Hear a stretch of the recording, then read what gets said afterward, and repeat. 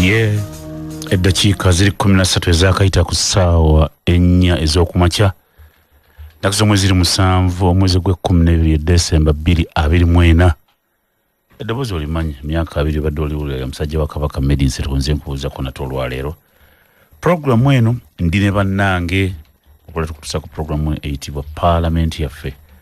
Alex Nsubuga embeera ne Joseph Kyamuzi wano okulaba nti byonna bikutuukako bulungi ku lwa management ya CBS FM. Puroguramu eno eyitibwa Paalamenti yaffe era nkwebaza okuba nti Julie oba Julie eno yeewumbawumba sabbiiti yonna ne tumanya bikibadde mu ggwanga lyaffe Uganda ne tuyita ne bannange baani abalisosowaza ensonga ebaddewo mu sabbiiti eno nnyini gye tulimu. Kkiriza nkwanjulire nti nja kubeera ne Honorable Yusufu Nsibambi, Honorable Robert Sebonya tebannatuuka, Imam Kasozi tana naye omugenyi waffe ow'enjawulo tuba naye omugenyi waffe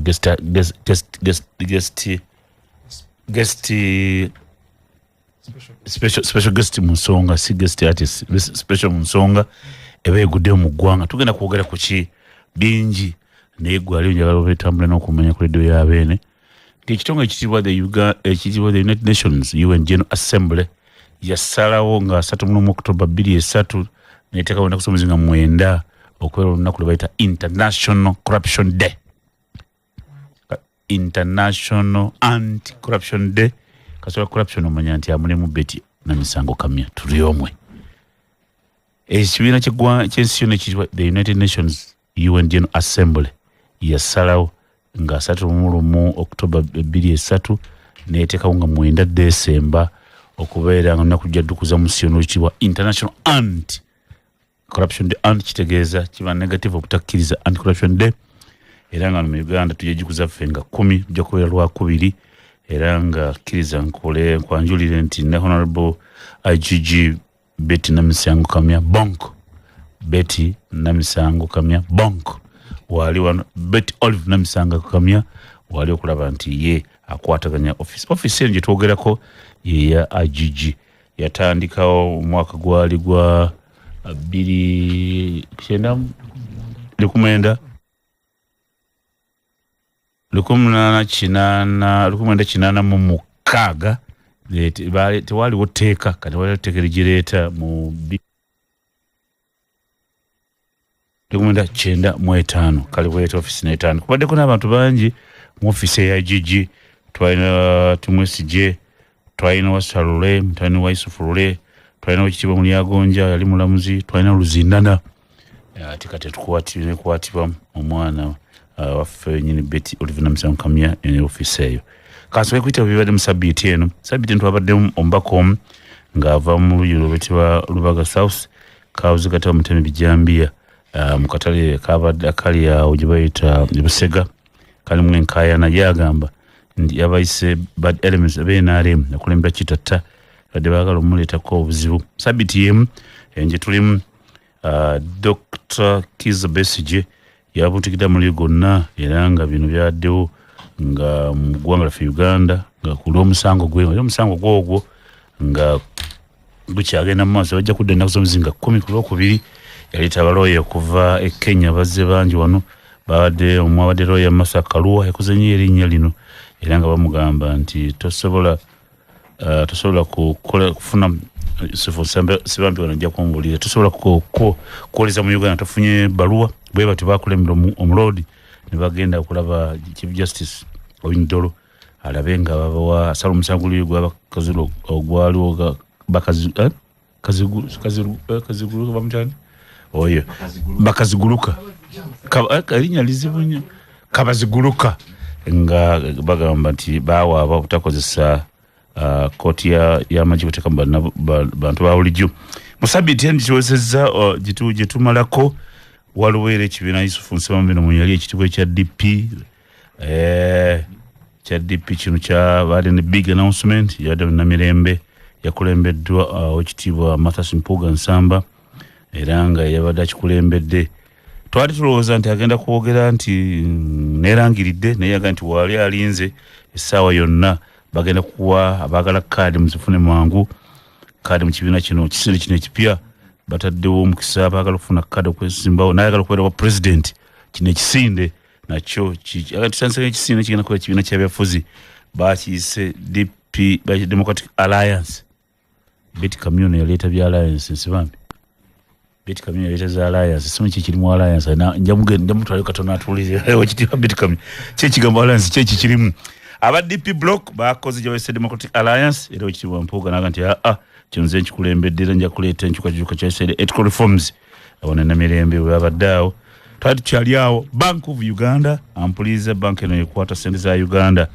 negamba nti ebbilioni 6 ye zaabula naye ffe tetwali mu nteekateeka yonna wabula sibambi aba Bank of Uganda bagambye sente zaabula kituufu neffe twali mu nteekateeka system baatulagira nti baatugambye niye abalagira kusasula ekyo nakyo bana bajja kitubuulira. Bank of Uganda sente bazibula buli sekere mba batwalanga bilioni 1 kakati bagambye ffe baatulagira bulagiza okusasula nti batudaniya bagamba twali kyali awo maama misabye enjigiriza era natugamba mu sabbiiti eno nti amasomero agabawannannyini private schools mulekeraawo okutwala abasomesa aba gavumenti nimbaita amasomero gammwe ekyo mukikole mangu nnyo. Twali kyali awo Equal Opportunity Commission eno yafunye obutakkanya ne parliament ng'eyagala okulaba baga mutuwe sente omenye baka parliament bansibambi no senze bafuna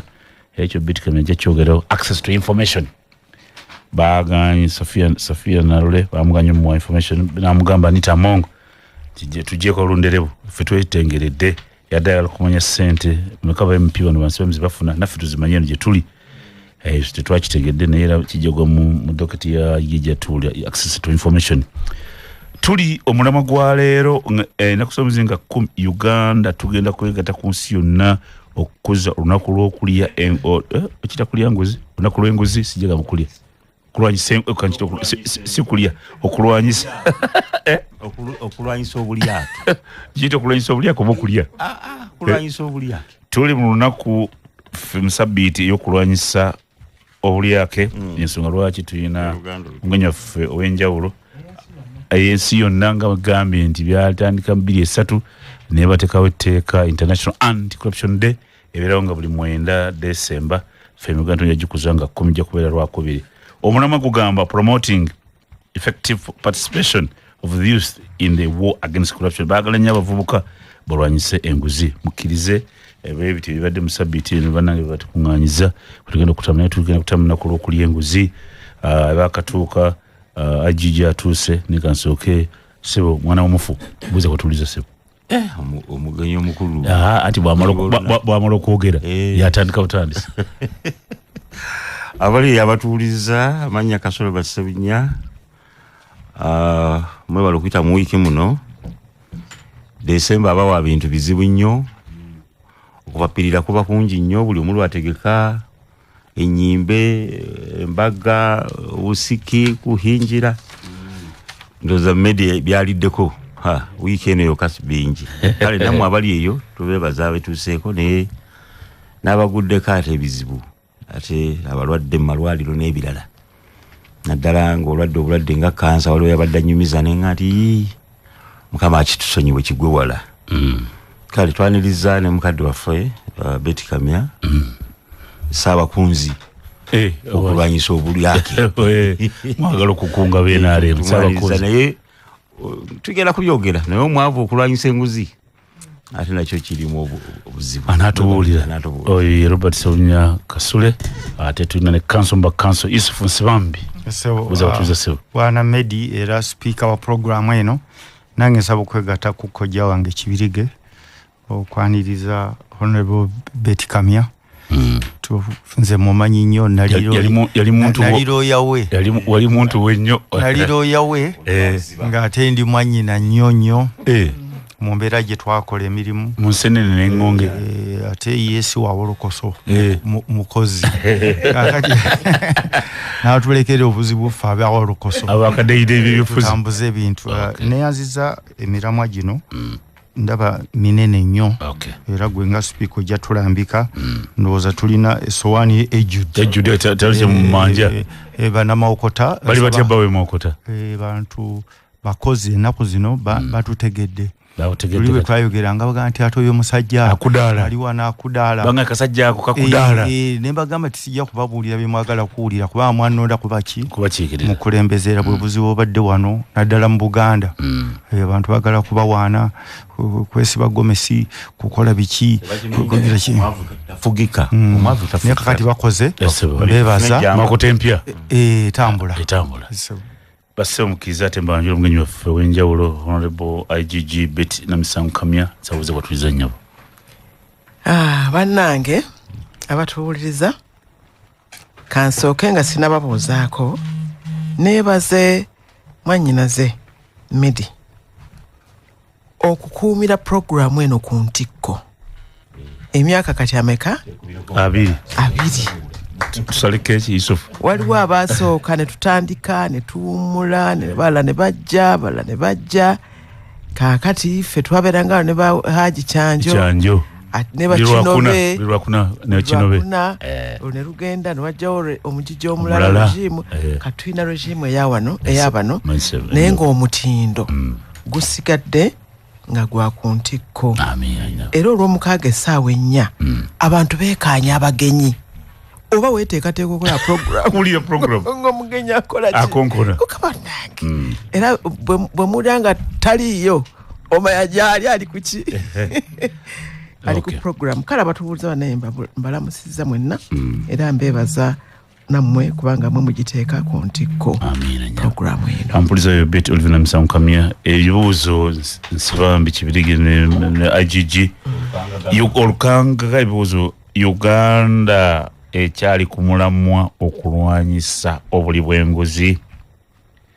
ye Namisango yali lifestyle audit byakomawa gavumenti eno yeewaddeyo okulaba nti erwanyisa enguzi bikolebwa byebirwa ekirala lwaki parliament yaganye okuwa obubaka bwetwetaaga Safia Nalwa ne equal opportunities badde baagala ate ngateekawo eri access to information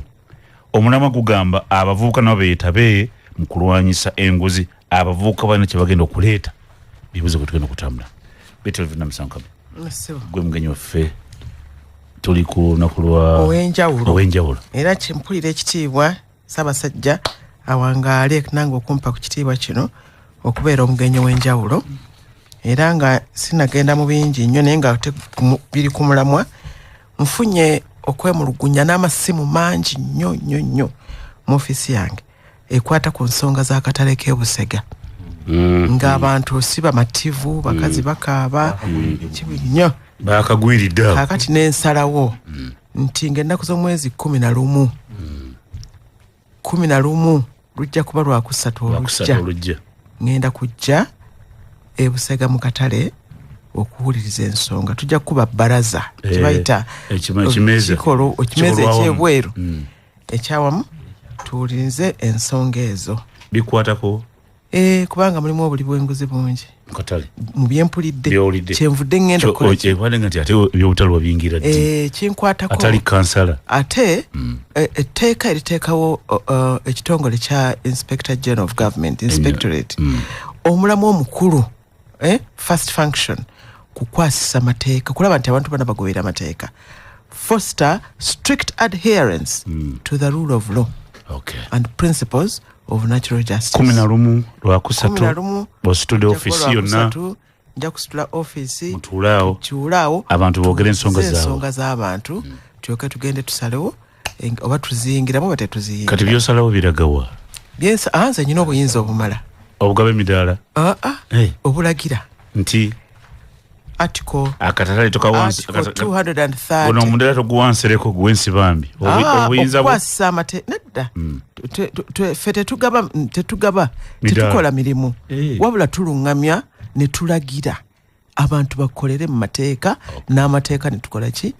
abatakutambulidde mu mateeka ababbi abakoze eki ne tubatwala mu kooti ne tubawaabira abalala ne tubalagira bazeewo abalala tubagobesa ne ku mirimu interdiction so peeni ya IGG erina obuyinza bungi nnyo oli kulwanira bantu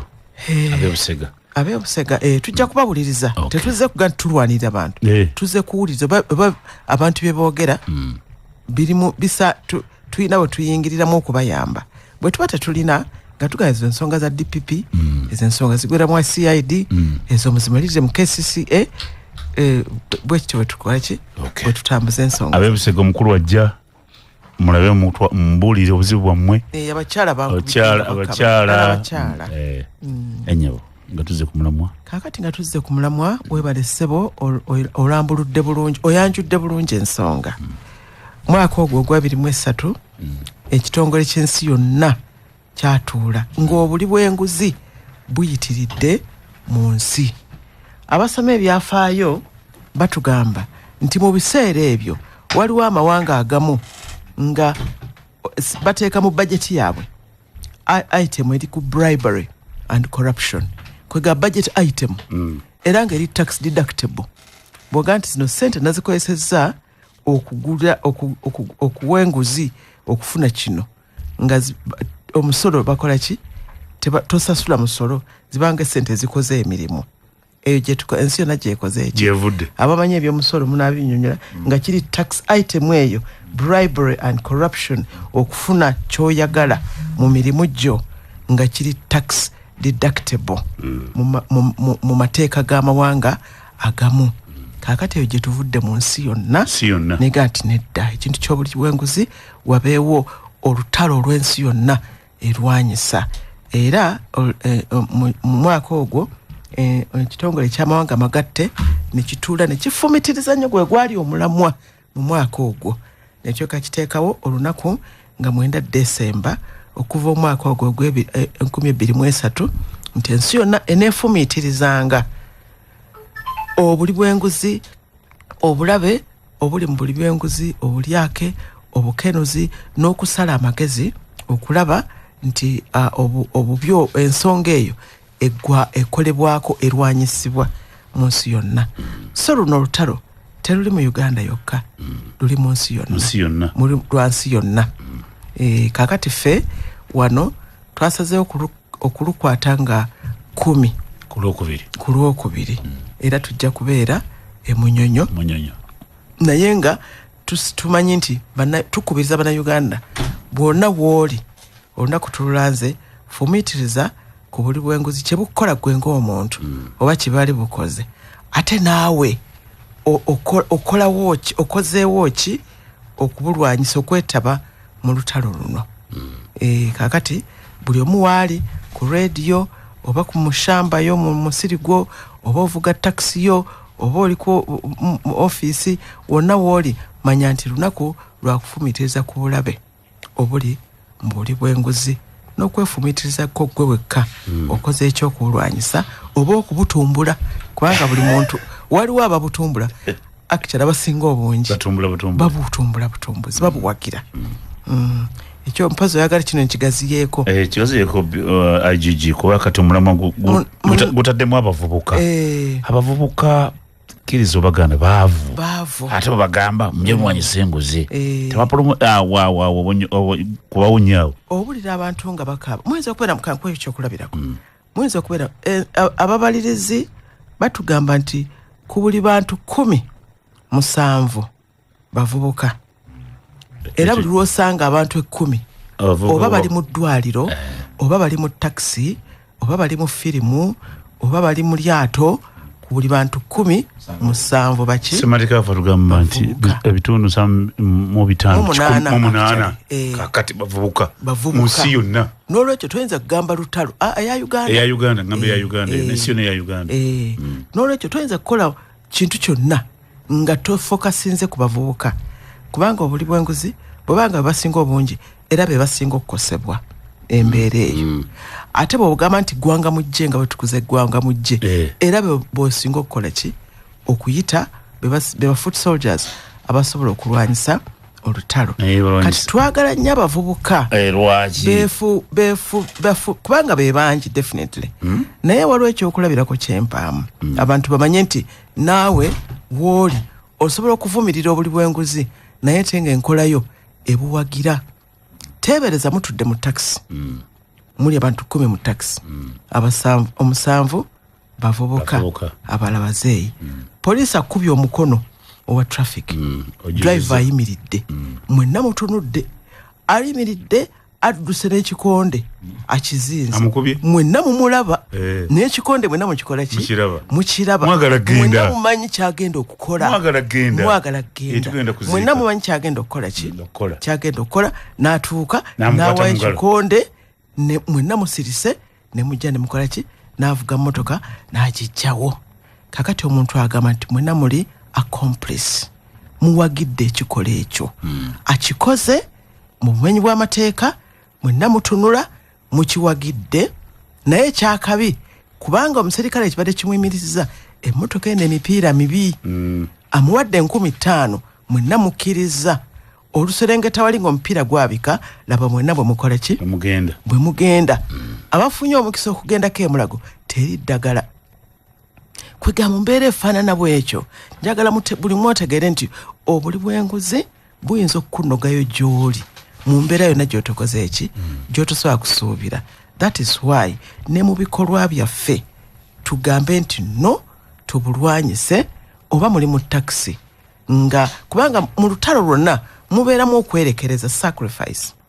Abalwanya entalo batunyumiza abeeruweero batunyumiza akawogoko n'okawaayo omuyekera n'omukweka mu kibanyi waggulu abaana bo babuuza luwa taliiwo naye ng'ali waggulu awulira talo muteekwa okubeera mu ki okwerekereza. So ebyamangu n'ebya soft life eyo kanzira tonyo ajiji eddakiika ziri 19 ezibala okukwera essaawa 5 tujja kuvaako nga bula 5 okukwera essaawa 6. Essomero lya Green Hill Primary School Buwate litegeeza abazadde bonna nti abaagala ebifumbo by'abayizi mu ssomero lino interviews eza 2025 zaatandika dda era zigenda mu maaso nassalo okutuuka ku kibiina eky'omukaaga. Interview zaakubaawo olw'omukaaga luno nga 7 lwaleero 2024 okutandika ku ssaawa 2 baatandidde z'okumakya. Essomero lisangibwa ku luguudo lwa Kira Kasangati. Abazadde musabibwa okuleeta abaana bammwe ku ab'emyaka 3 basobole okunyumirwa obuyigirize obw'omutindo ogwa waggulu. Essomero liyita Green Hill Primary School Buwate. Kumanya ebisinga okwera ku ssimu 0704 314 oba 0700 75529 weereza obubaka ku email electric mail info@greenhillacademy.sc.ug. Bw'oba oyagala okwegatta ku Green Hill Academy kyebuli kampasi kuba essimu balina amasomero mangi na kampasi nnyingi. Green Hill Academy kibuli bakwere ku ssimu 075 72 11 3 wa 075 2 693. DFC Bank kimale ku sport with DFC vehicle and asset financing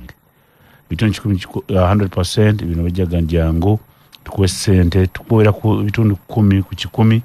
tukuwe emyezi 2 bakita repayment holiday mu ya bank repayment holiday jangu ku DFC tabyo nakati bagule DFC tabyo na obagambe njagala kuchimala ku sport namwe aba DFC Bank tuliwo mfena going further together jakitambula fena wam bank ni ya DFC Bank elungamza bank nkule ya Uganda ate sente z'aba customers ku niwa cheweta Deposit Protection Fund of Uganda ekyo kiwulizenga nnyo munange ejolyo ate kasente zo mu bank ndi Deposit Protection Fund of Uganda etukenda ku kadi 10 ni amateeka n'ebiragiro bigobererwa osanze gakutawanya bana Uganda ekipya kino tubanja Look Solar Power abalina kalonda yena kwata ku solar balina batu ya solar empya ezokere ddala mu Uganda eyitibwa super capacitor ngiwangala emyaka 15 beddu balina offer eri amasomero amalwaliro bank n'ebitongole bingi ngera babaga nti amasanzi gabaga solar ga phase 3 era balina kyebayita single phase ne phase 3 ku bei ntono gwe byamasanzi obimanya ali eyo balina kamera kika kya kalavu ezalwa ekifaananyi kya kadi mu nzikiza bakuwa solar amatalana ku mitwalo 9 bakuwa kuli TV mitwalo 75 kale beyune one bill za masanyaze. Look Solar Power basanga Masaka City ku kizimbe kya Haji Mpuga Kampala Road kisinga namba 7 Kampala basangibwa kakati ku Rubaga Road hotel bagita G1 Hotel ku Rubaga Road hotel yawe yo mulembe itibwa G1 Hotel obasanga bana ba Look Solar Power bali ku simu 0758 15 19 14. Tuli ku nsonga y'okulwanyisa enguzi olunaku luno mu nsi yonna gibajja tukuzanga 9 wano mu Uganda bijja kuzibwa mu Nyonyi na kuzuma zinga 10. IGG Honorable Betty Kamya wali adatubuulira ng'ekibuuzo kye naleseewo nga tugenda mulango abavubuka mu muteeka mulamwa guno banaayamba batya okulwanyisa enguzi IGG. Nasoose ne ngamba webale nnyo ssebo olw'obungi bwabwe era bwe tulina okutandikirako kubanga be batuwa numbers ate be basinga okukosebwa era olw'obungi bwabwe n'obwetaavu bwabwe omukuluko oyinza okuba nga wootuukidde wano okozeeko olina akataka koyinza okutunda olina omusiri koyinza okujja akawogo n'okalya kwegamba obulabe obuva mu buli bw'enguyizi nga olina engeri gy'obukola ki gy'obwetaasaamu naye omuvubuka atalina mulimu atalina kyalina atandika obutandisa obulamu ebiva mu buli bw'enguzi bimukosa nnyo yajja okugenda mu ddwaliro agaana okusangayo eddagala yajja okugenda okusoma yatalina feezi yatalina kwegata omuvubuka bumukosa nnyo. Muteesete mutya omuvubuka okuteekateeka abantu tutandika kuteekateeka bwongo mindset. Kubanga mindset abantu obwongo bwabwe era mpulira amaloboozi agagamba nti omwavu omugamba otya ebyobutalyanguokuwagira naye leka ng'ababuulizi b'enjiri bwe batakoowanga kugamba muntu nti tobba emyaka 2024 abakristaayo esukka myaka 1500 abasiraamu tebakugamba nti negwe nga engeri gy'oli omwavu sijja kukola ki sijja kubuulira ne bennyini abatusomesa ennono z'Abaganda oba ez'abantu abalala bayigiriza abantu obwesimbu bayigiriza abantu amazima bayigiriza abantu empisa ennungi nga tebagambye nti wabula omwavu n'amubuulira ntya eyo naye mindset eyagala okutumbula okupromotinga obuli bw'enguzi nti omwavu ye onoomugamba otya omwavu ye nga tomugamba kubba nga nakyo kikola ki okimugamba n'ebirala byonna atasobola kuwasa mukazi talina ssente nga tomugamba nti nga batasobola kuwasa mukazi gukkirizibwa okukwata omukazi no oba oli mwavu oba toli mwavu waliwo ennono oba olina oba tolina waliwo byotokkirizibwa kukola ki oba bya mwoyo oba bya mateeka ga ggwanga nga tokkirizibwa kukola ki kati tuteekateeka mindset z'abantu obwongo bw'abantu bumanye nti kino kibi ate obwongo bwaffe mindset yaffe olwa bino byetuteekawo nti omwavu omugambo otya tutaddewo n'embeera glorifyinga ekubira mu ngalo glorify kyeki etendereza obuli bw'enguzi oli bwafuna omulimu nga leero mbadde mumanyi mwenna ekitogi kyakutuka engato ya lubege bwafuna omulimu ne wayitawo emyezi 6 n'agula mmotoka n'awasa omukazi n'abayita nga aggulawo ennyumba ye olwo temubuuza ssente azijjeewa nga mutandika muyita boosi mutandika muyita kapo mutandika muyita muzeeyi mutuyita ku mikolo gy'okusonda ekkanisa nga bamutuuza na mu maaso eri naye munne katugambe akoledde ekiseera kyekimu ye nga tabikoze eyeegendereza nga mumuyita fala kwegamba mindset y'abantu erina engeri gyekola ki gyewagira obwongo buwagira obuli bw'enguzi nze njagala okubuulira nange nga IGG omuntu bantu bankubira essimu oba najja naŋŋamba nkusaba ompole $2,000,000 kati $2,000,000 naye nga gwe naawe IGG ziyinza okubula waliwo neyaŋŋa nti gwokuba bukubi ku mmeeza ne zijja kweganga bakusuubira okube ku mmeeza zikole ki so nga nze nnyina omusaala gwange batuufu kubaga ansuubira nja kukozesa imamu anti batuufu lwansonga anti IGG kati yinza ogenda wa IGG ni $10,000,000 kwegamba aba asuubira nti nja kuzijjawa ayinza ogenda tazirina kubanga Medi leka nkubuulire omusaala gwange balina we baawulira nti bamusasula $1,000,000,000 omusaala oyo yali badde abanazo omusaala gwange gumanyiddwa era oba ne byenjagala ogukolamu yawo naye oli agenda najja nagamba IGG naawe obulwa sente munamusaka munange olina akugamba nti kuba bukubi ku mmeeza zijja kukola ki ekigamba kyakugamba nti kozesa ofiisi yo kwega mindset eyo n'olaba nti tesobola abantu twagala tubatereze tubagambe oba omuntu alina musaala gwe gwaba akola ki atambulirako tutereze ebirowoozo by'abantu obwami akuwakuliya akati yawo twalabagana dda ampuliriza ensonga yo omulamu gulimu abavubuka mbadde mbuza ajija abavubuka kyabagenda okukola kubanga asi mutima mubi tebalina ate bagamba oba toyagala basembeza wali muzigo ate bagala muzigo naye kaakati waliwo nekyala kye tulina okulowooza olina okusooka okusiga kati kyoba osiga siga okulwanyisa obuli bw'enguzi kubanga ssente zino ffe twakola okunoonyereza Imam Kazu n'agamba nti abantu bavuka balina kuteekebwa ekyo nokikola otya anti kino kyetuliko kati era mukutu guno mbeegayiridde era mbeebaza nnyo tuteekateeka abavubuka era tulina enkolagana n'ebitongole bingi nga muli ne Intelligence Council of Uganda era wiikendi eno Intelligence Council of Uganda yagiwaddeyo yakubuulira ku buli bwanguzi nsuubira nti kitambudde twaweereza ababaka okuva mu anti-corruption agencies abagenda mu masinzizo ag'enjawulo Mold Kampala wabaddeyo nze nabadde bagenda Kibuli naye ne banga nti tebeetesese bajja kumpa olunaku olulala okwogerako enkya nsuubira ogenda Rubaga abalala bajja kgenda All Saints mwegabanyizaamu twegabanyizaamu nga kugamba olutalo tulwanyira mu nnono mu ddiini ne mu mateeka ag'eggwanga tukwataganyize wamu tulwanyise olunabe luno olw'obuli bw'enguzi njagala nkyongereko Medi nkigaziye bulungi abantu bakitegeere munnange bw'ogenda emulago nga teri ddagala n'okaaba omuntu wo omwagalwawo n'afa si lwakubanga gavumenti teyawaayo ssente za ddagala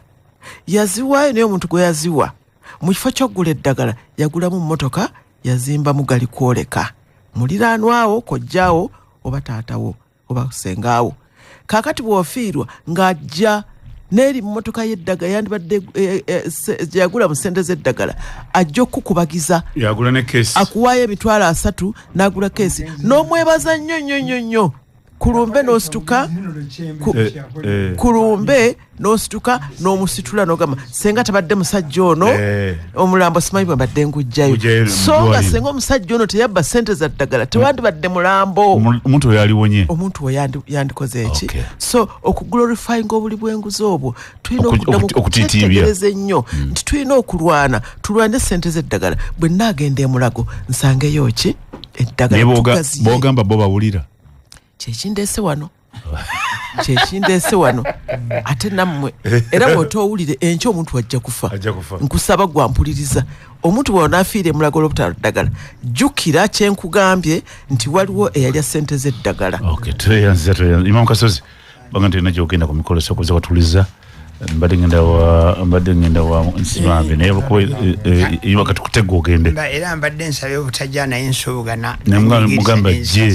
nsuubuga mugamba jja tukundi bw'enguzi bannange bisimillahi rahmani rahimi okusooka munzikirize nyanirize bannange nga bwe tuli wano mbalamuse maama wange gwe bawa omulimu omuzibu ennyo ng'ate agukolera mu bantu bazibu era namusaasirako dda emirundi mingi namusaasirako dda weddiini wangi naye ekyo tekitegeeza nti tuta kuba biganye tukole ki tukite kino ekintu kyeboogerako nze njagala mpuliriza okitegeere bw'oti corruption y'eddiini tekyagala fasada obusiramu bukiyita fasada obwononefu obulyake obukumpanya bw'oyinza okuvunula ekigambo kibayita nti fasada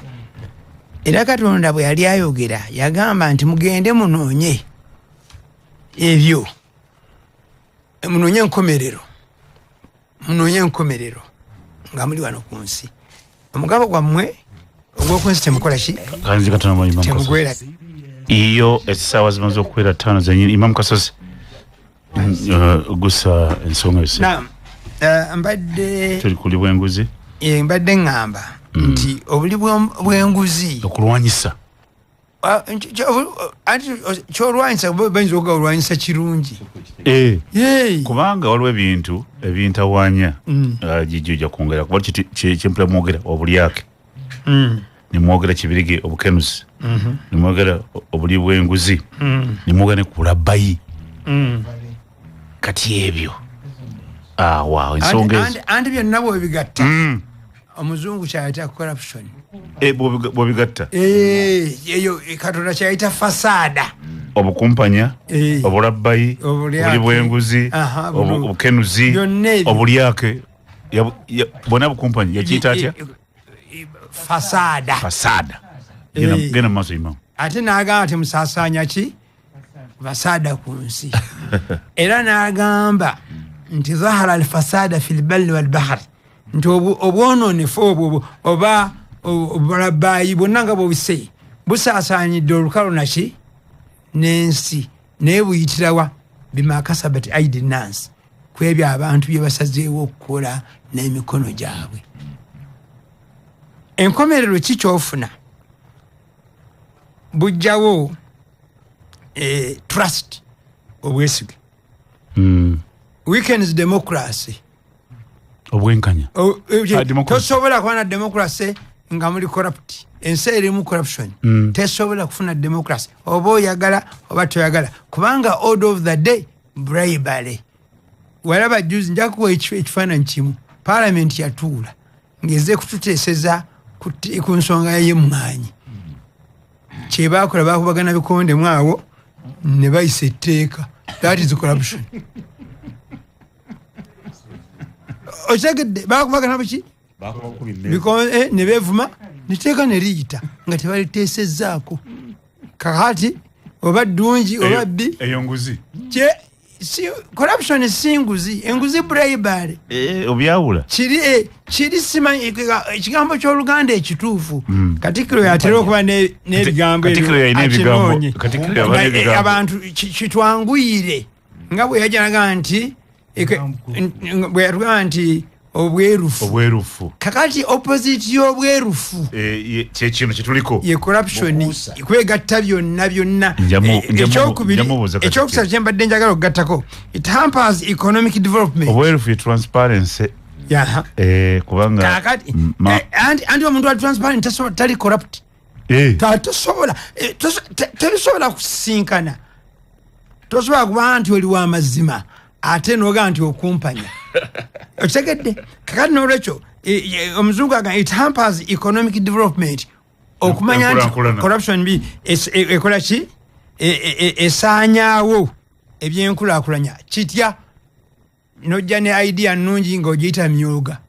nojja ne idea nnungi ng'ogiyita PDM bw'otandika essente wazibalirira nti Imam Kasozi bwe muwe 7,000 ajja kukola agenda okufuna n'afuna 3 olwaki olwa corruption olw'obulyake buno okukkakana nga kyobadde ogendera tekibaddeewo n'olwekyo byonna byemulowooza byonna byetulowooza okukolera eggwanga lino bwe tubanga tetunalwanyisa ki tuddeeyo ekigambo kya maama ono kyeyaleeta ne mulwanyisa kigaa tugende ku audit ya Imam Kasozi lifestyle audit. Imam Kasozi asomesa mu kirasi ne bamuwa 3 buli ssaawa owulidde asobola atya ogula emmotoka ya milioni 10 okitegedde asobola atya nti buli mukolo ogubaddewo nti yawaddeyo esente nnyingi asobola atya n'ebirala kwegamba ekyo lwakuba ekyo baga nti yafuuka steel bath maama wange yakyogerera tebamukkiriza nakusitukawo ne baga nti sooka oleke naye ekyo kyova olaba nti bwokera ku makya noga nti operation wealth creation yakoze nnyo yawadde abantu endokwa ziri mu billions nga bagamba enamba naye output eriruddawa ezijaamu lwaki kubanga ne olw'obulyake buno tebabawanda okwantuufu gwe bw'olima ogenda okulaba nga tokoze eki kati nze njagala omuntu ategeere obubi bwa corruption bwanaabutegeera bwe baga nti bulwanyise alyoka aveeyo yeeyunge ku mugendo kati abalwanyisa ate bagenda busaale bagenda busaale nzija bagenda busaale leka nzije nja kutuukayo kuba ngenda kumeza it experts poverty kyongera obwavu kati laba omuntu gwoga nti osiga nsigo kufuna mu naye omuntu by'omuwadde tebigenda kukola ki ne bwebimera tajja kukungulako bitegerekeka kakati obwavu oba obwongedde essuubi lyonna leetawo kyetuyita social division abantu bangi kati tebaagala nakweraba beyawula enjawukana lwa bulyake nti gundi kakati bw'owuliriza ebigambo maama wange byayogedde betikamya n'akugamba nti bwe wagenze emulago n'otasangayo ki ddagala n'otasangayo ki ddagala kati oyo yennyini gwe baawa akole n'ataliteekayo oyo yennyini kakati yakoze ki kati gwe wafiiriddwa nnyoko oba kitaawo ye waali medi omutunuuyo otya social division toyina kati ekivaamu mu ekyo kiki nti tubuuza ya ansa kati nze kanje kuba mugiddukidde mangu bw'oleetawo obukyayi obufaanana bwe butyo bwe butemu bwe bubbi n'ebintu ebirala ebigenda okwonoona ebintu by'abantu ng'abantu bagenderedde ekyo eyo ye result kati gwalina okukirwanyisa osooka okubeera gwe ng'obadde kiridi medi bino bye boogerako mu kirasi bwe babaana bensomesezaako bawuliriza ansa yaabwe eringa eyo nti naye imaamu gw'omuntu omu olw'okuba no twogeredde mu byaddiini nga nti ne munnange nze nabbi muhammadi yali naye ffenna kati tugoberera bye yagamba so consistency anti kyenjagala okumaliriza nakyo olw'obudde nga bwe nkugambye nti obulyake buno tebukomaawo kwegamba buleetawo environmental crisis buli kiseera kwegamba nti nsibambi ekimulemesa singa agadde okuba olukuŋŋaana basobola okumugaana ekireeta bulyake ng'oli yeeraliikidde nsibambi ono bw'anaagamba abantu amazima ne bagategeera nsigalawa kamutte oba kamulemese ekirungi kye kankittire wali nga tekinakola ki njaga kugamba singa lifestyle audit bagireka ne tugigezesa ku muntu omu oba babiri ne bw'ataali badde bali be tulowooleza ddala nga tugezesize ku nsibambi ne tumutuusa ku gundi bali bonna baali badde bakoze eki nolwekyo mwogedde ku mindset aya gyensembyayo egenda ekivundula katonda yagamba mu Kurani ekitiibwa ye katonda yini yagamba nti inna allaha la yugayiru ma biqawmin hatta yugayiru ma bi anfusihim essura bayita Radi sura ya 13 aya namba 11 Radi yegambe eyo Mungu agambye atya agambye nti tajja abantu embeera y'abantu tesobola kukyuka obulyako obuli mu Uganda ne bwonaakuza anti-corruption week buli week in and out nojja noleeta bachachi noleeta fabe mzikiti noleeta bapasita noleeta ba-MP president ajanga omugenyi omukulu n'ayogera nga tetukyusizza ndowooza yaffe ku kyo tujja kusanga obuzibu kati abavubuka bemwogerako baba ne babataddemu jona badde Entebbe adde ngenze ku airport kulonda hajati wange omuvubuka n'ava eri ofaanana gundi nemugana nedda sinze yedda naawe ndaba yeggwe nti obeera nokusibya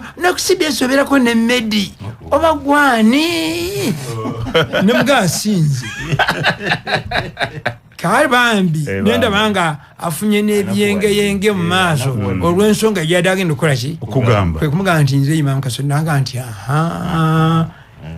abantu nebwemu nakola mutya nga muli corrupt mukuŋŋaanya bino ne mulwanyisa ebyagalo tubalaba ffe tuli bavubuka obusungu nengaawo naabugjeewa buno naga nti obusungu ndowooza ensonga yosaba ngituusiza naga nti tubalaba ffe tuli bato tusobola okukola ekintu kyonna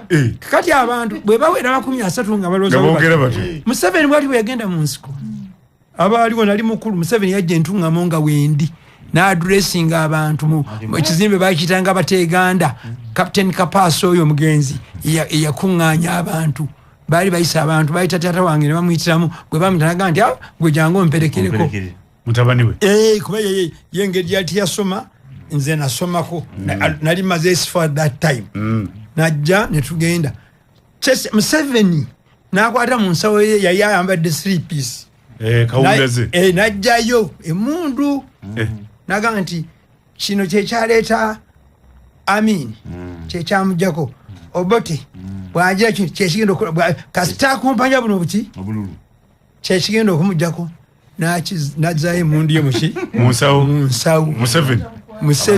tiwoki bamukwatirawo yali campaign bali mukwatirawo campaign 1980 nga omukwatirawo yali mukulu yali mukulu olwo vice chairman electoral gondi bayitanga balya commission yaabwe military commission munene ngaaliko ne bodyguard instance njimanyi nnyo kubanga bodyguard we yali muganda wange mwana oyo muganda wa Katabazi bamuyitanga Major Boaz yafiira ku ddala ya Major Boaz kati taata wa Boaz omugenzi Nsheka John ne taata wange Idi Kawaganya baali bato omukago waki ekitututeyo baali batono kakati andi yali wali waroza yali omu tujja kugira n'agenda kati naona omulenzi omuvubuka byayogerako ndaba amalowooza agagenda geeyongera tubalaba bwe banaate bakoze biri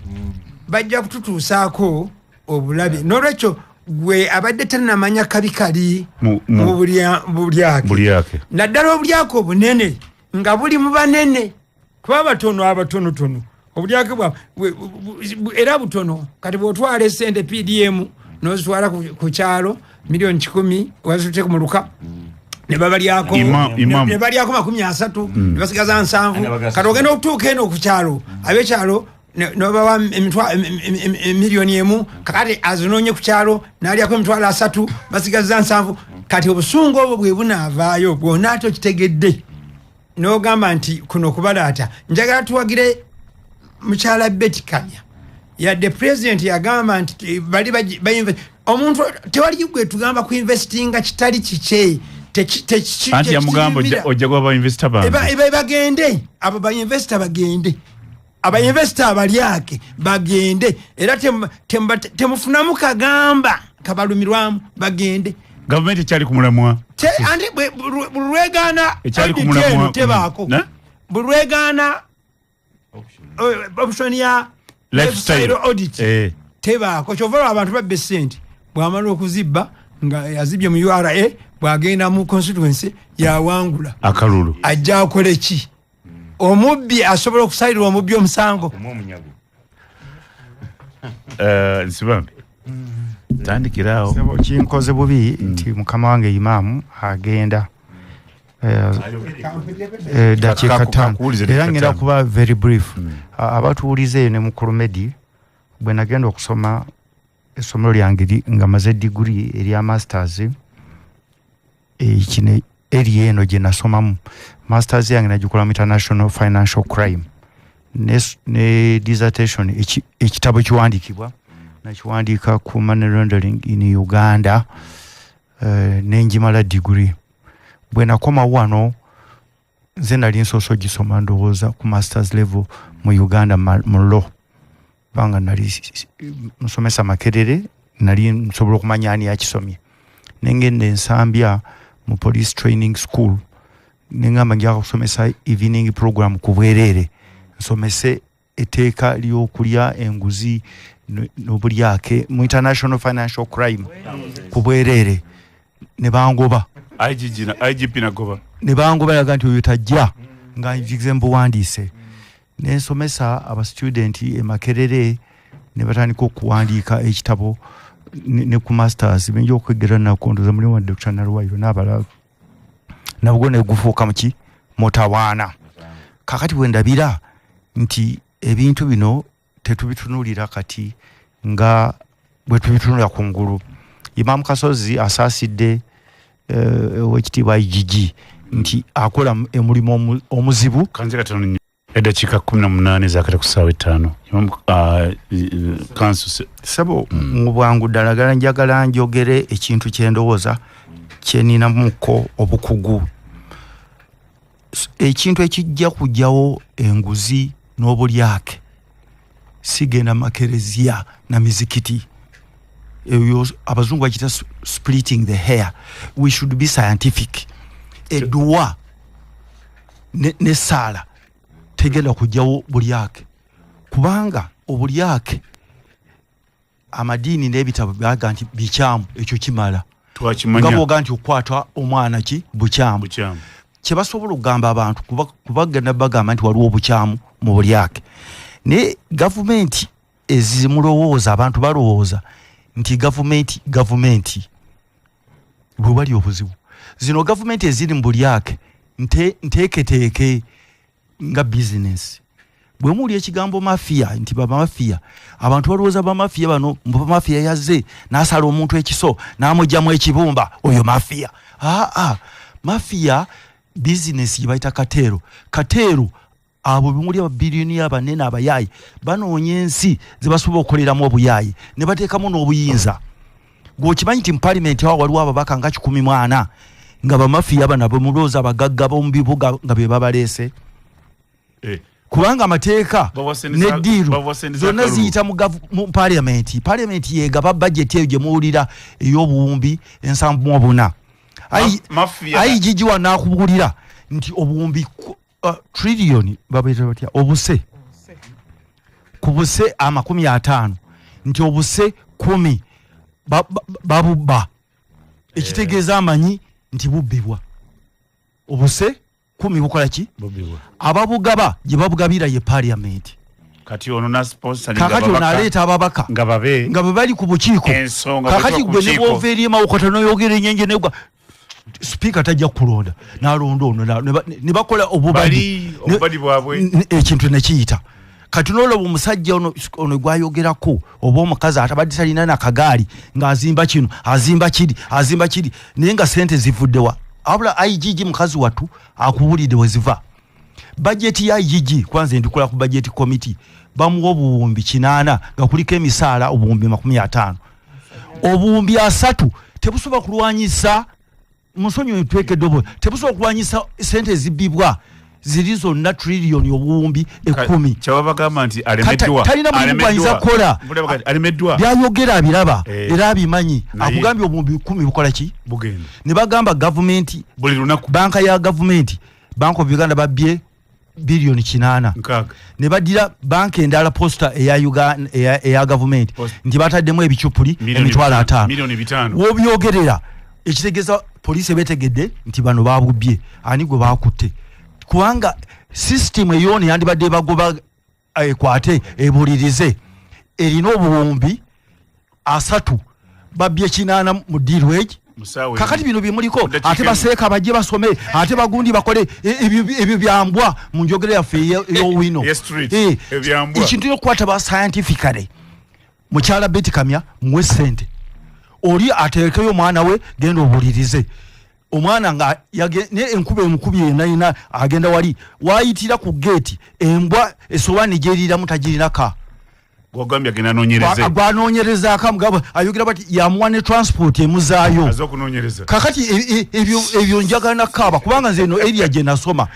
abalwanyisiza enguzi yonna munsi yonna bakola batya kebejja pani bakola batya Singapore basooka ne bateeka amaanyi mu kitongole ekirwanyisa ne bakiteeka mu budget ne basobola okuwonya sente zire nyingi zigenda okusanga amalwaliro aga kansa gemwogerako bino byemwogerako aba kansa bafa ate gwe o youth genda yo gwolina okula akole ki atalina nakasaali yusi okujja buzwali ku gate okutunulira omusajja ebenzi gye yaguze ng'embwe mugoba eno babeero siba mukwata goli mubbi ene muyengo oyitayo otya atalina na silipa kakati ekintu kiri scientific musomese ababuuliriza muba empowering nga ina kyalya netalina na school fees gwe mwada abuulirize ensibambi so kakati njagala mbabuulire IGG Betty Kamya tugambye ebitongole bingi ni biremeddwa wa tebina kye biremeddwa tebiweddwa maanyi kubanga government eno si government nga bamugitwala ziba zikatero ebiro bweti ne bwe kifaananyi eyimiriddewo kukugulirira na nguzi na kutiisa na patronage kate sobola kutema muti kweyimiridde kakati ekirala ku nsonga eno nga imamu nga tannabagera katono nnyo ne bwe malirawa solution gye bayita game change eri egi Betty Kamya yagireeta egi munsi yonna asset forfeiture lifestyle audit okwate abantu babba kugaggawala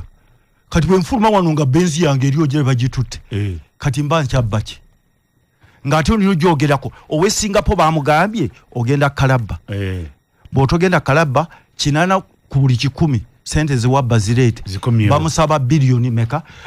kakati awo agenda okulaba nagamba oli naga nti lwaki nziba Tanzania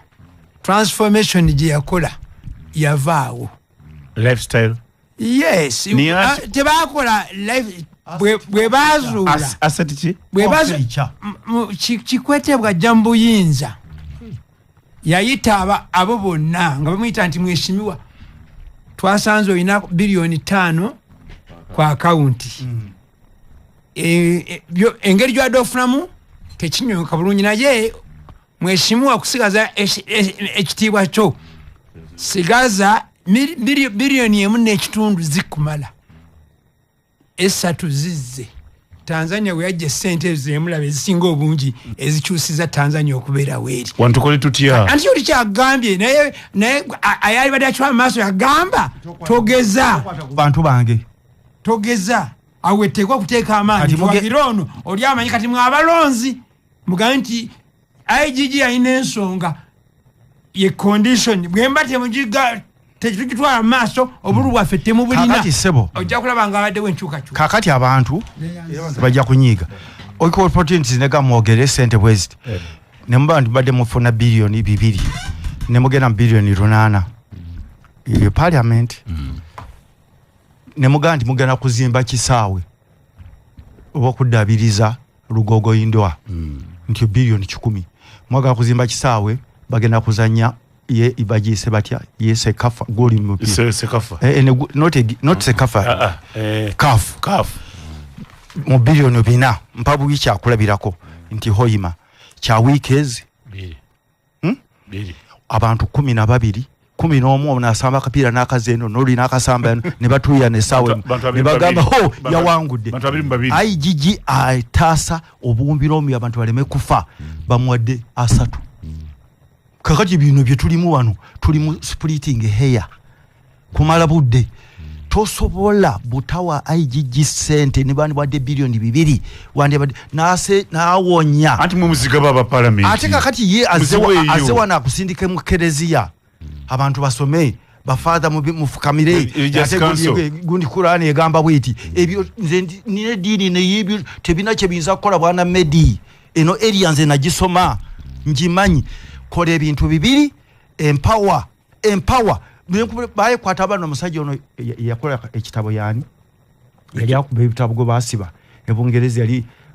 publisher wa amanyi ono yali publication company ne bamusiba ne bamuteeka mu komera yagenda okufuluma ebintu byonna babikutte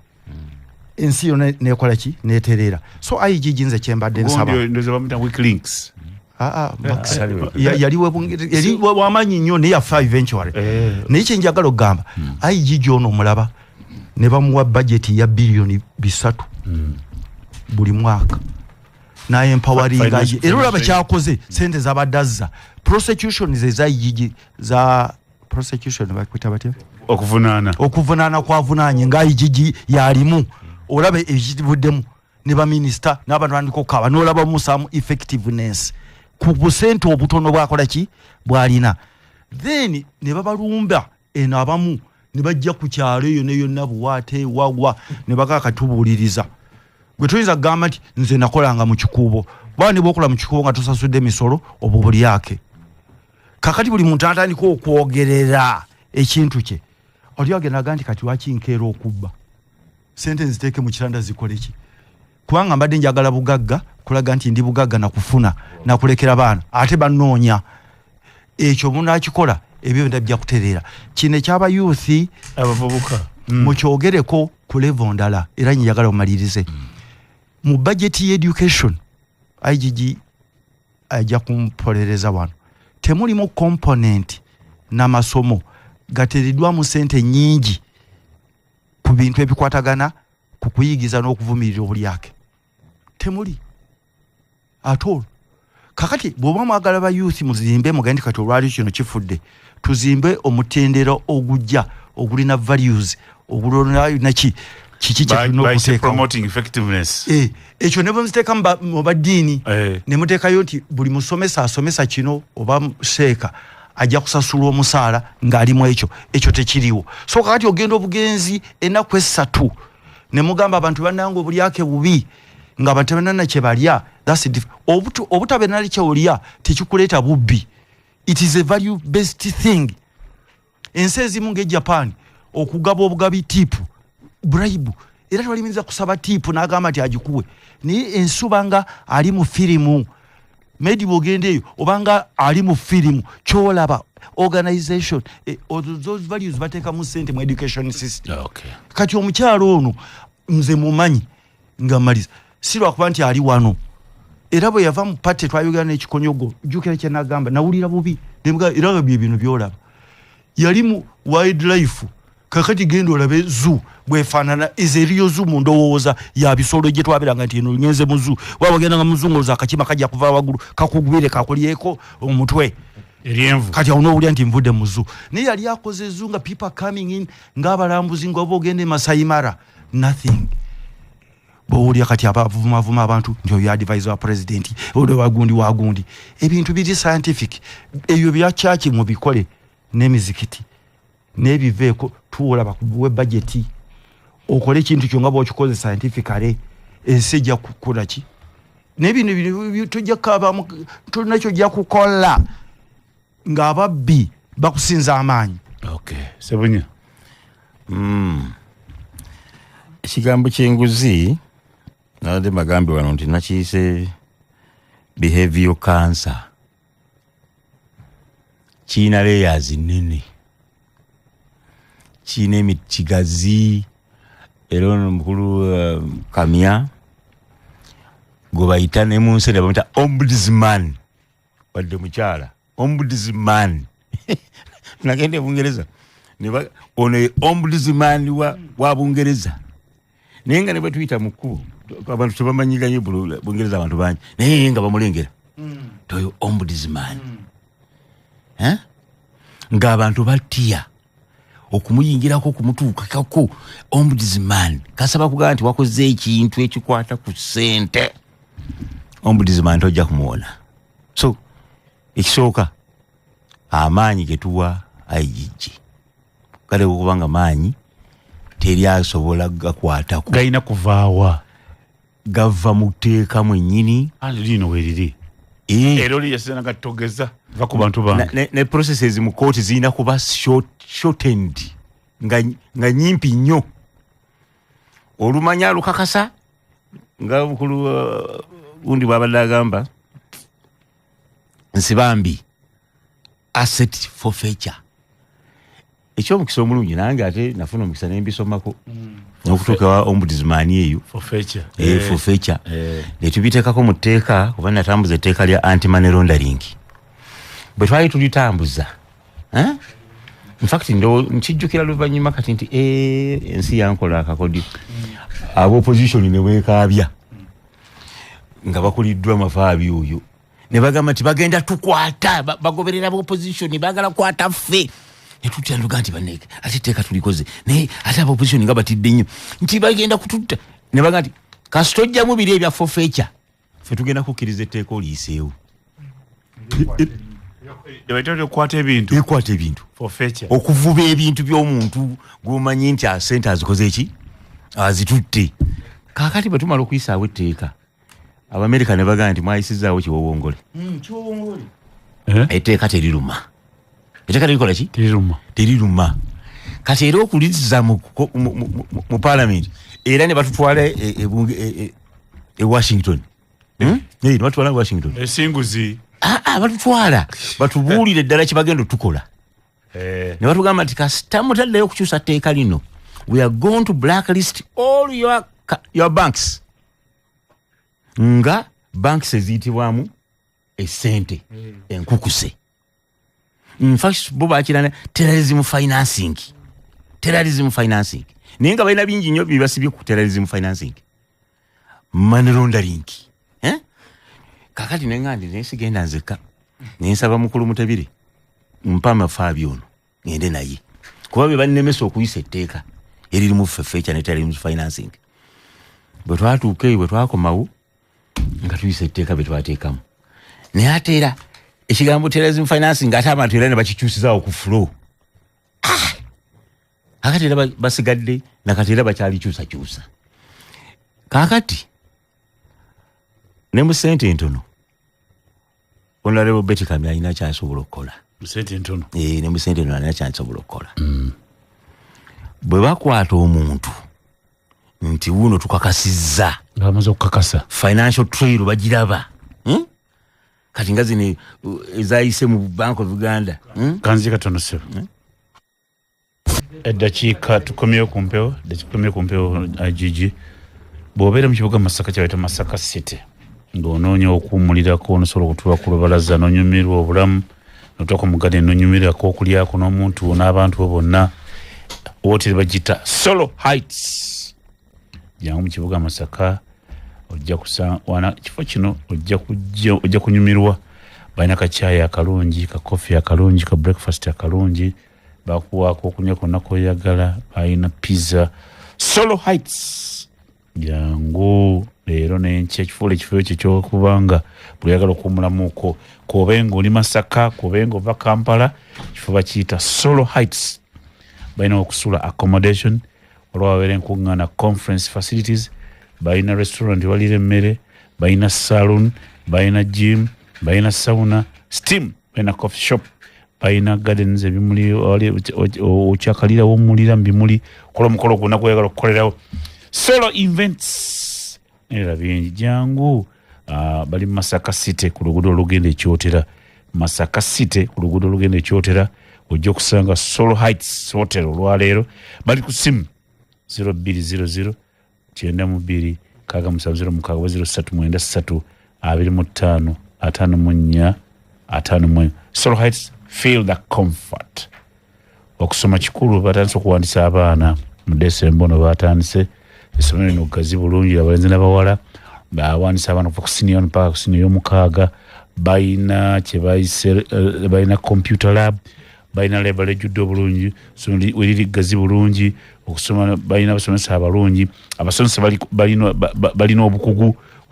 okusomesa omwana mu curriculum empya era nga n'omuzadde yenna alina omwana mutwale mu ssomero lino. Balita Exodus College School. Tojja kwejjusa. Batandise okuwandiisa abaana.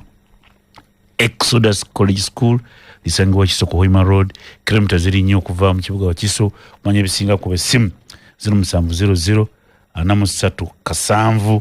039 94 291.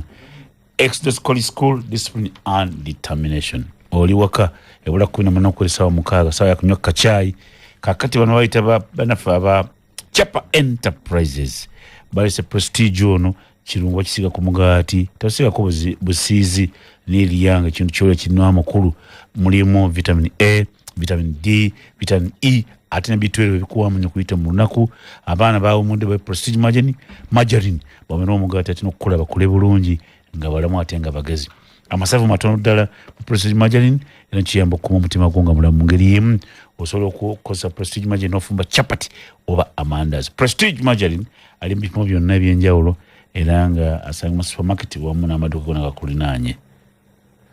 Omuzadde weebuuza gy'onosomeseza omwana wo mu lusoma olujja kuva ku primary otuuka ku university, jangu mu mwoleso gw'amasomero, jangu omuzadde olonde essomero liwa mu mwoleso gw'amasomero. Gugenda kubeera wa? Gugenda kubeera mu Mengo Senior School D okuva nga 10 okutuuka nga meka 12 mwaka ki 2025 mwezi ki January. Omuzadde olina gy'onosomeseza omwana wo, jangu mwoleso gw'amasomero. Ojja kulonda essomero oyagala ku musingi ki waba Advent, Basiraamu, Angelican, oyagala ku musingi ki amasomero gonna ajja kubaawo. Mu lusiisira olugenda kubeera Mengo Senior School okuva nga 10 paka 12 January omwaka ogujja. Mujje wajja kuba n'olusiisira lw'obulamu era nga mujja kujjanjabibwa endwadde ez'amannyo n'okukeberwa endwadde endala nnyingi, era nga abakulu n'abato bonna mujje bijja kubeera bya bwerere. Jangu ononye essomero ate nammwe abaagala bajjanja mujje babajjanjabe. Bannannyini masomero muyitibwa okuteekebwa omujje mulabe engeri gye munaakulwanyisaamu ebiragalagala mu masomero. Ekyo nakyo mujja kuba mukyogerako. Ab'amasomero babagambye bw'oyagala okumanya onookikola otya, okumanya enteekateeka kule ku ssimu 07092482 kumanya ebisinga. Olusiisira lwa lulimi Oluganda, olusiisira lwa lulimi Oluganda lugenda kubeera Mengo Senior. Essomero liyitibwa Green Hill Primary School. Bw'atyo litegeeza abazadde mwonna nti abaagala ebifo by'abayizi masomero eno mujje. Interview za 2 zigenda mu maaso okuva ku nasale kutuuka ku primary school. Interview za kubaawo ku Lwomukaaga luno olwaleero nga 7 essaawa baatandise dda saa 2 ez'okumakya. Mujje abaana mulete abaana ali wansi myaka 3 basobole okunyumira obuyigirize obw'omutindo ogwagulu mu ssomero liyitibwa Green Hill Primary School. Bwate ebyenjigiriza biri ku mutindo gwa waggulu ddala. Kumanya ebisinga ku essimu zino 07 04 3 14 07 00 17 55 29. Where's obubaka? Email info@greenhillacademy.ac.ug. Bw'oyagala kwegata Green Hill Academy Kibuli campus kuba essimu 0757 21 13 0757 21 16 Harake. Mbadde ngamba nti abantu mukulu wa Gigi okumuwa obuyinza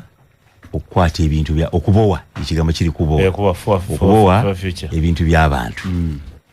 Naye ate n'ekirala nga bwe tugenda mu makanisa, nga bwe tugenda mu mizikiti, first line of defense gye tulina nga community ng'ensi yonna is perception. Endaba y'ebintu okubuulira abantu nti bannaye kino kye mulaba kye tugamba nti nguzi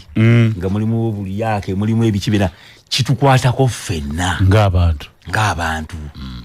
Enguudo embi ze mulaba omusajja ne bamuwa ssente miliyoni 5 okukola oluguudo, ye n'agenda ayiwamu obutaka n'abugundagunda bw'ati n'akantu n'abugundagunda n'ayiwako kakoolasi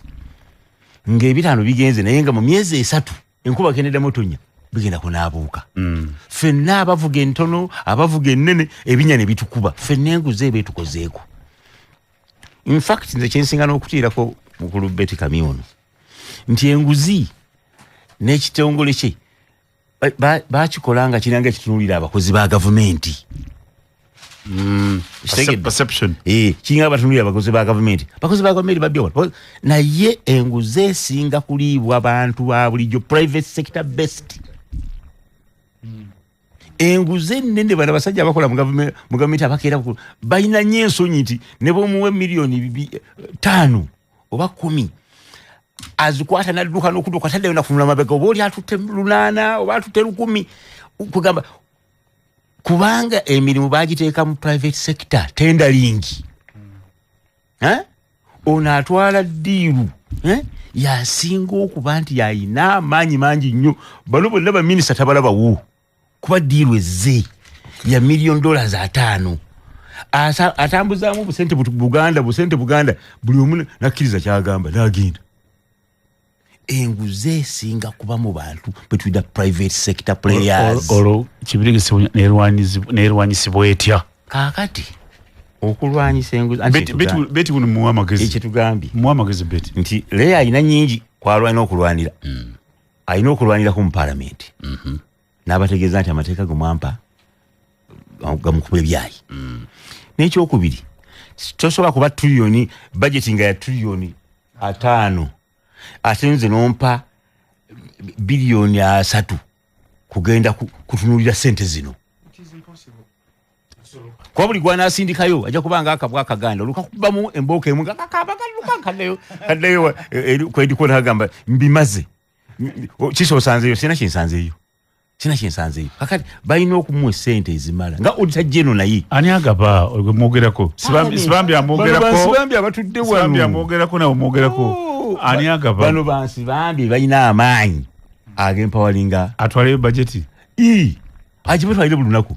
alageneration nti tetusobola ku monitoringa tetusobola kutunulira trillioni 7 nga tukozesa 0.00 obusente obuganda buno tutunulire sente ziri nnene tetulina maanyi ago tosobola kuba na maanyi nga gobakuwadde kuvuga kagaali ng'ogoba waki ennaku zino emotoka zenda baposhi ennaku zino abantu bavuga 2024 ensava kati ogigoba otya obagoba otya akati babawa amaanyi agakola n'ekyokubiri nakino ekyokugenda mu bantu ffe bwe twakulira twalabanga bamafuta mingi era nga ne mu baasi babaga nti mafuta mingi ayingidde nawe oli mwana ova ku ntebe mafuta mingi n'akola ki zagendanga ebbombo fetuviiramu wali matugga nga naawe ovaayo n'otuula wabbali mafuta mingi ayingidde buli omu ng'amusonga ku mafuta musajja bambuto kakati twakulira ku mulembe ogwo ogw'amagendo ntulowooza kanzije katono Uganda edakika zitanze okezibala okukwera essaawa 6 honorable Betty Kamya bali nje balyogereko katono ku lunaku lwa 10 December luno naye osebo webale nnyo era njagala okwebaza bakulu bano ne Imam Kasozi agenze abateesezza obulungi naye nga nnuŋŋamyamu katono buli mwaka gubeera n'omulamwa ekyokulabirako mu 2022 bwe twali tujaguza olunaku luno lwe twalina omulamwa gwa lifestyle audit nti tubowe ebintu era sigamba nti kyonna kyafa kubanga abantu bakitegeera nti optioni gyeri lifestyle audit ekisaawe kirituuka erikola ki ate ne kati era ekyakola kubanga etteeka ligamba buli mukozi wa gavumenti yanja ebintu byo ewa IGG kati bw'otobyanja byonna obeera bweru w'amateeka era by'otoyanjizza tebiba bibyo kubanga ebibyo bikoze eki jjukira abantu balina ebingi ayanjulako bitono ebirala n'abikweka muki obeera bweru so tusobola okusitira okukwata olw'okukweka ebyobugagga omwaka ogwaddako 2023 ne tubeera n'omulamwa ogwa whistleblower platform mu whistleblower ntegeeza abantu bw'ondeetera information nembowa ebintu by'omuntu n'entunda ku ssente zivuddemu ofunako 5% era egyo omulamu ogw'omwaka ogwayita tegwafa abantu bagukola ki bagutera kukyatanda kati omulamwa gw'omwaka guno nti n'abavubuka bayingire mu lutalo kubanga nammwe lubakwatako gwe mulamwa gwaki so sigamba nti kyekyokka kyengamba nti kyekigenda okukola ki okulwanyisa naye gwe mulamwa gw'omwaka guno nga bwe tuzze tujja n'emiramwa buli mwaka kati nga maliza ku nsonga eno nga njogera ku bakulu bano era mwami Ssemunya kijje bulungi ekitiibwa nti okumanyisa abantu njagala okubuulira ssebo wano mindset wano bagenda bakwata omuntu omunene ne baga nti gwe tukulooza nti wabbye kaakati ekyalo kyonna ne kivaayo okumulwanirira nga n'obujulizi bukola ki weebuli ne bakwata NRM t-shirt ne bazikumako omuliro ne bagamba era ffe president bw'otota muntu waffe tolina kalulu ono mwana waffe muleke ne bishop najjanga abawerekedde ne chairman wa LC5 abanene bonna bekyani bajjanga bakoze eki ya mindset abye tumututte mu kooti naye mumulwanira kati bwafuna beiro sikiga nti omuzango waguwangudde wabula kale wozango oli bwero omusango kyaliwo bafumba embaga ku kyalo asanga mbuutu beiro kitegeeza nti si akwito So mindset y'abantu gye twagala tukole ki tutereze wakiri wano mugamba omusajja waffe tumanyi teyabbye naye balooza nti yabbye mutwale mu kooti mumuwozese mu mazima kati gwe lwandire kumuwozesa muki nensuga nti waffe tebamuwozesa oba yabbye azibbye yasoose okubba ne mukuma embaga kwega mindset okutereza obulongo bw'abantu kwe tugezaako kukola ki gwe mulama gw'omwaka guno omanyi nti obuli bw'enguzi bukukosa lwana mu kulwana ku ekimu kyoyinza okulwanira butalwanirira ono kati bagenza okwekalakasa ku kubo nti bamute togendayo nawe onooba okoze eki olwanye mu ngeri yo nti nze obanga baga nti yabbye kati nze nyamwaniriza ng'omusango waguwangudde kasita ali muki mu kooti so tulina okutereza mindset z'abantu bamanye nti obutalo kale bannaffe ng'ennaku z'omwezi 10 tujja kwegatta ku nsi yonna okuddamu okufumiitiriza ku nsonga zino waliwo entalo medibaidakikemu yokka waliwo entalo ezirwanyiddwa olutalo olw'okulwanyisa sigala n'omwenge lwali lw'amaanyi nnyo okutuusa omuntu atunda ekintu okumuga nti ekintu kino kinywe naye kitta bayiro nga olina okiteeka ku kyotunda amagoba ago mwotadde ssente zo naye teeka neri kugamba teekako nti ekintu kino kinywe naye manya nti kitta olutalo lwali lw'amaanyi nnyo lwatandikibwa omuntu omu n'olwekyo tetutya kutambuka ntalo mpola mpola ziwangulwa toyanza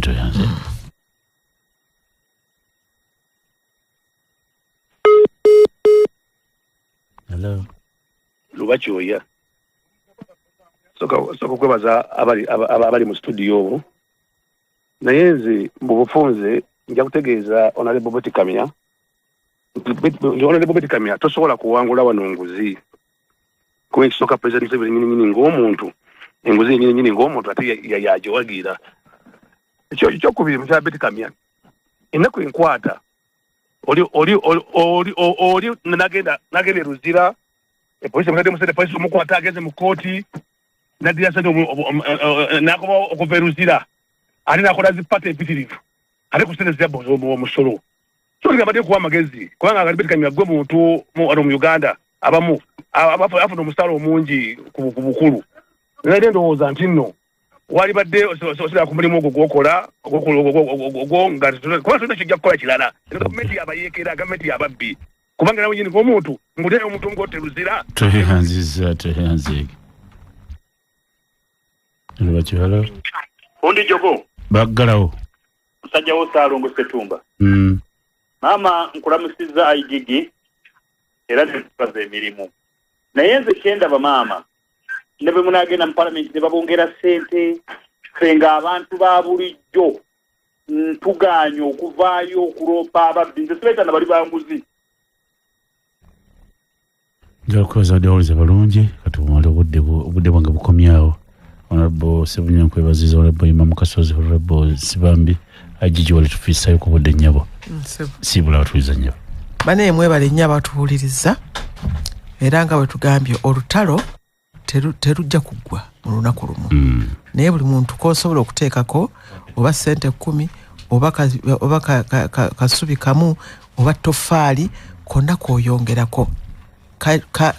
kayamba okulwanyisa ki olutalo nga bwe tugambe ne bw'otogendayo kumwaniriza era naawe oba okoze eki oba olwanya olutalo kale twegatte tulwanyise enguzi kuba ffenna etukosa